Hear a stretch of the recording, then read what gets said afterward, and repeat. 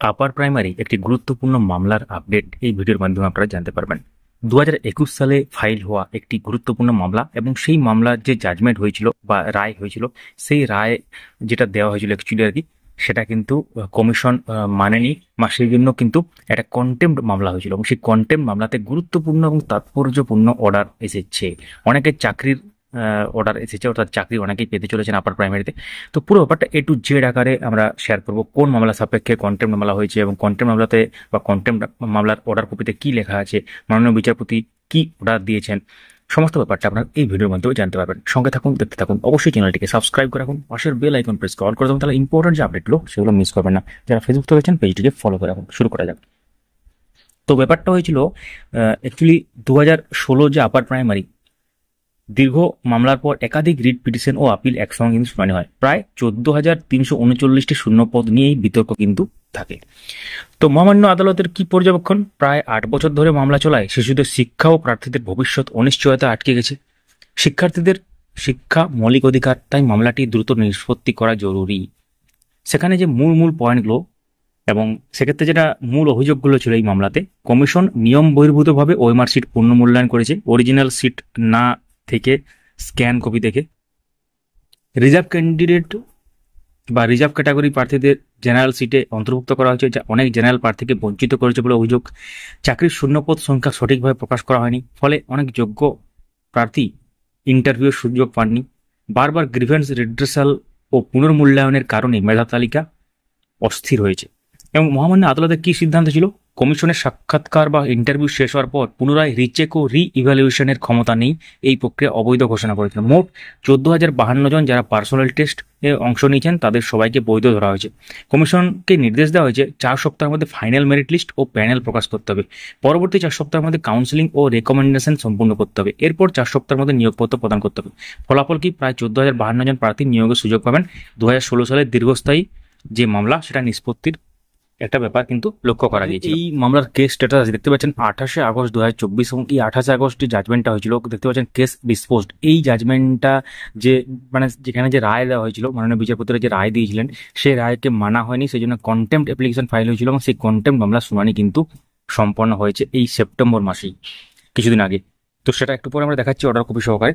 অনেকের চাকরি কিন্তু কনফার্ম হয়ে গেল। তো এখানে এই মামলাটা যদি আমরা যাই, এটা কিন্তু মেন মামলা এবং এক্ষেত্রে এই মামলাটা দেখতে পাচ্ছেন অনেক দিন শুনানি হয়েছে। এখানে দেখতে পাচ্ছেন এখানে অনেক দিন শুনানি হয়েছে, অনেকগুলো এখানে দেখতে পাচ্ছেন ব্যাপার আছে।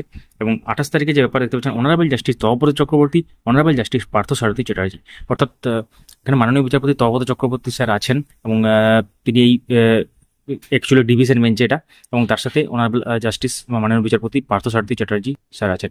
তো এখানে এই ডিভিশন বেঞ্চে কিন্তু মামলাটা একটা অর্ডার দেওয়া হয়েছিল 28/8/2024 তারিখে। তো এখানে দেখতে পাচ্ছেন 28/8/2024 এবং এই অর্ডার কপিটা যেটা একটু আগে আমরা বললাম এটা এই অর্ডার কপিরই অংশ। তো একটু ঝলক আপনারা আর একটু দেখে নিই সেখানে কি লেখা আছে লাস্টে। তো এটা অর্ডার কপির যে মেন জায়গা, আমরা যদি একটু নিচের দিকে যাই দেখতে পাচ্ছেন এই অর্ডার কপিতে অনেক কিছু লেখা আছে, যেটা একটু আগে সহজ সরলভাবে আমরা ব্যাখ্যা করলাম। তো এখানে যে 4 সপ্তাহের ব্যাপার লেখা আছে দেখতে পাচ্ছেন, এবং তারপর যে মাল্টিপল যে ব্যাপার ঘটেছে সেটা কিন্তু আছে। তো এবার আমরা চলে যাই যে এই অর্ডারটাকে যেহেতু মানা হয়নি সেই জন্য একটা কন্টেম্প্ট অ্যাপ্লিকেশন হয়েছিল সেই ব্যাপারটাতে। তো আমরা চলে এলাম কেস স্ট্যাটাস, যেটা কন্টেম্প্ট অ্যাপ্লিকেশনের, এবং দেখতে পাচ্ছেন কন্টেম্প্ট অ্যান্ড রিভিউ অ্যাপ্লিকেশন।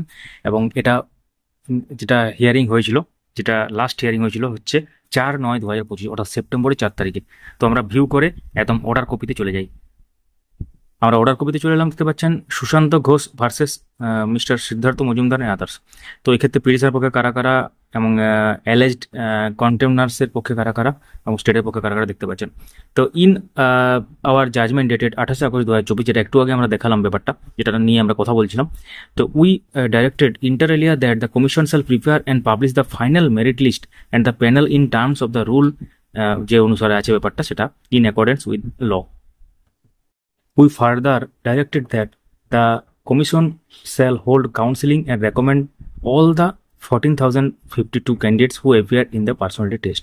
তো এখানে 14,052 ক্যান্ডিডেট, যেটাতে কাউন্সিলিং এবং তার সাথে রেকমেন্ডেশনের ব্যাপার কিন্তু লেখা আছে, যে ব্যাপারটা আগে বলা হয়েছিল। এবং mister Basu learned senior advocate appearing for the alleged contemnor number 1 and 2 submitted before this court on 8 August 2025 that there are still 1241 candidate to be called for counseling and that rough 5401 vacancies are available.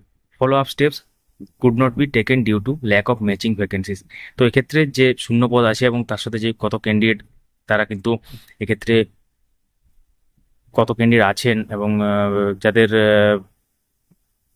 কাউন্সিলিংয়ের জন্য ডাকার জন্য ব্যাপার সেটা কিন্তু লেখা আছে, যদিও এখানে সালটা 2005 আছে, তো এটা কিন্তু হয়তো ঠিক নেই। এবং তার সাথে যে ব্যাপারটা উল্লেখ করা আছে এখানে আছে, এবং তারপরে অনেক কিছু ব্যাপার এখানে আছে। তো এটা সহজ সরল বাংলাতে বললে এরকম দাঁড়ায়, অর্থাৎ অভিযুক্ত পক্ষের যে আইনজীবী মিস্টার বসু যেটা জানিয়েছেন যে এখনো 1241 জন প্রার্থী কাউন্সিলের জন্য ডাক পায়নি, যদিও 5401টি শূন্যপদ আছে, মিলিয়ে দেখা গেলে যথাযথ পদ পাওয়া যাচ্ছে না। তো শুনানিতে যেটা হয়েছিল, মিস্টার বসু জানান যে এখনো পর্যন্ত কোনো সিলেকশন প্রক্রিয়ার জন্য শূন্যপদ বিজ্ঞপ্তি প্রকাশ হয়নি, তাই যে বিদ্যমান শূন্যপদ ব্যবহার করে আদালতের রায় পুরোপুরি কার্যকর করতে কোনো বাধা নেই। তো আদালতের জিজ্ঞাসা জবাব যেটা মিস্টার বসু জানান যে এই শূন্যপদের অমিল বা ভ্যাকেন্সি মিসম্যাচ আপিল চলাকালীন সময়ে বোঝা যায়নি, প্রার্থীদের কাউন্সিলিং ডাকতে গিয়ে বিষয়টি প্রকাশ্যে আসে। তো স্টেটের যেটা বক্তব্য ছিল যে রাজ্যের আইনজীবী মিস্টার বসু মল্লিক জানান আদালতের অনুমতি ছাড়া শূন্যপদ সমন্বয় করে পরবর্তী পদক্ষেপ নেওয়া সম্ভব নয়। তো মহামান্য আদালতের কি পর্যবেক্ষণ? কমিশন ও রাজ্যের পক্ষ থেকে কোনো বিধিনিষেধ নেই বলে জানানো হয়েছে, এখনো নতুন প্রক্রিয়া বা নিয়োগ প্রক্রিয়া শুরু হয়নি, তাই এই শূন্যপদ সমন্বয় ভবিষ্যতের সিলেকশন প্রক্রিয়ার প্রভাব ফেলবে না। মহামান্য আদালতের যেটা নির্দেশ, কমিশন ও রাজ্য সরকার নির্দেশ দেওয়া হয়েছে রায়ের পূর্ণাঙ্গ বাস্তবায়নের জন্য শূন্যপদ সমন্বয় করতে হবে, সমন্বয় শেষে বাকি অপেক্ষমান বা ওয়েট লিস্টেড ক্যান্ডিডেটস যে কাউন্সিলিং ও সুপারিশের জন্য ডাকতে হবে। অর্থাৎ এই মামলাটি আবার কিন্তু পরবর্তী হিয়ারিংয়ের জন্য থাকবে 20 নভেম্বর বা 20 নভেম্বর 2025 দুপুর 2টায়। তার আগে অভিযুক্ত পক্ষকে একটি অ্যাফিডেভিট আকারে রিপোর্ট জমা দিতে হবে, যেখানে আজকের নির্দেশ অনুযায়ী কি কি পদক্ষেপ নেওয়া হলো তা বিস্তারিত জানাতে হবে। তো এটা হচ্ছে গুরুত্বপূর্ণ ব্যাপার। অর্থাৎ এখানে 1241 জন ক্যান্ডিডেটের ক্ষেত্রে কিন্তু বড় খবর এবং তাদের ক্ষেত্রে ভালো খবর বলতে পারেন। তো 20 নভেম্বর 2025 ডেট দেখতে পাচ্ছেন ফিক্সড অ্যাট 2 PM আছে, এবং তার সাথে honourable justice Parthasarathi Chatterjee, honourable justice Tapabrata Chakraborty মহামান্য ডিভিশন বেঞ্চে এই কন্টেন্ট মামলার কিন্তু শুনানি হয়েছিল। তো এই ছিল পুরো ব্যাপার। অবশ্যই পুরো ব্যাপারটা A to Z আকারে জানতে পারলেন। ভিডিওটি লাইক করুন, সবার সাথে শেয়ার করুন, কমেন্টে মূল্যবান মতামত জানাতে ভুলবেন না। Thank you so much for watching.